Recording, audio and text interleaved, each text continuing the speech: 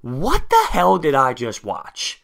You have James Harden go 0 for 11 from the three-point line and still win. You have Quinn Cook taking a really important shot for the Golden State Warriors, essentially for the game, when you have Steph Curry and you have Kevin Durant and Klay Thompson. You saw him shaking in his boots. You have the Houston Rockets who can't get a fast break point, it seemed, all night. And they were running one of the fastest teams running up and down the court in the NBA.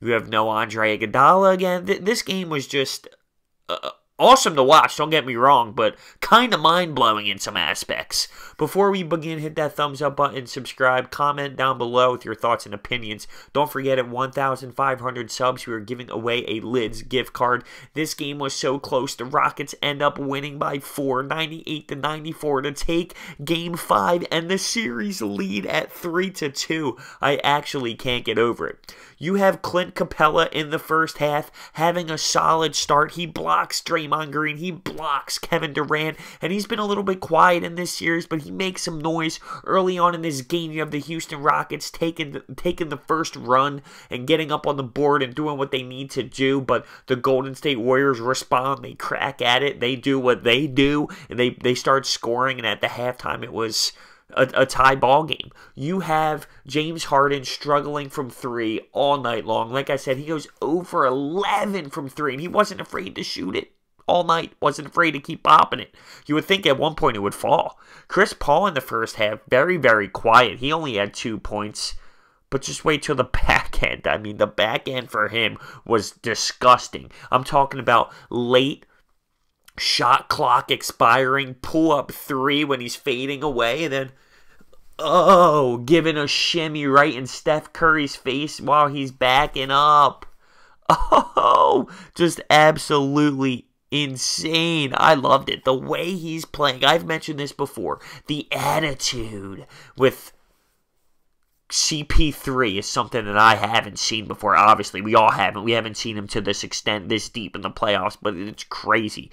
This game came down to the last minute 30, and James Harden has the ball in his hands. He's dribbling isolation basketball. He kicks it out to Eric Gordon, who hits a monster 3. He only hit 3 threes in this game in 10 attempts, but he ends up getting 24 points, and obviously a crucial three-pointer there. But Draymond Green responds with a 3 of his own, and it's 95-94. The Rockets have the lead.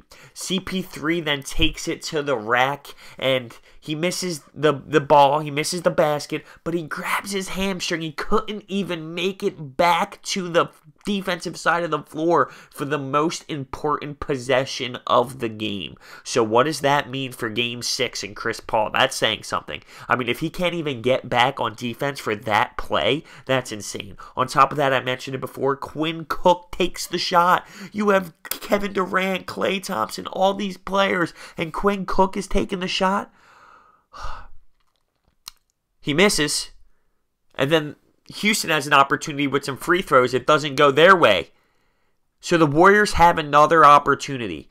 They drop a play for Draymond Green to end up getting the ball at half court. He can't even handle it. Dribbles it off his own leg, and it's a turnover. I'm questioning Steve Kerr right now. I love the man. He's obviously a great coach in this league, but Quinn Cook, which I'm sure that play wasn't drawn up, it's because CP3 was on the other side, so it just happened to flow that way, that he was that wide open.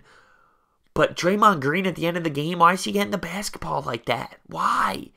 On top of that, there was I know he's a great coach, don't get me wrong. There was a little mic'd up situation of Kerr and Kevin Durant talking, and Kerr was talking about how when he played for the Bulls, this is what Michael Jordan would do. Michael Jordan would do this, and he was implying it to how Kevin Durant should do it. And just the way he speaks with his all-stars like that, you know that they are respect. I mean, it's obvious, but he's obviously a great coach. But it's just questionable. It's questionable what he did. 17 turnovers for the Golden State Warriors. I can't get over it.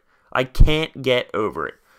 And you got to think that the no Iguodala thing, I know he's just a bench player, but he's a big factor. He factors in with this defense, with the second unit. He gets some minutes, and there's a lack of him. You can tell that he brings something to the table that is very important, and it's noticeable when he's not in there.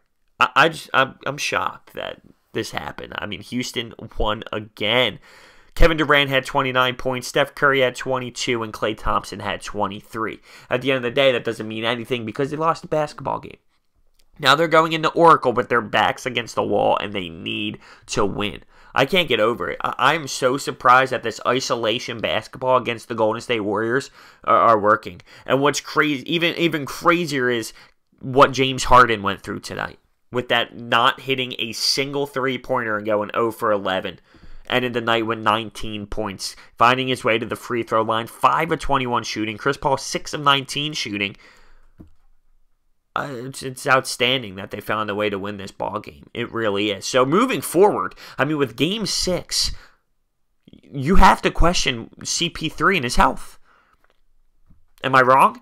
He can't get up because of his hamstring for the most important play of the game. There's obviously a problem. And I'm curious to see how that's going to go moving forward because, to me, CP3 is why the Houston Rockets are where they're at right now. The way he took over that second half, those shots he was pulling up, fire. Absolute fire what he was doing in that second half. He is the reason why that the Rockets won this game. And so for him to have that hamstring situation late in that ball game, it could be detrimental to this Rockets squad moving forward.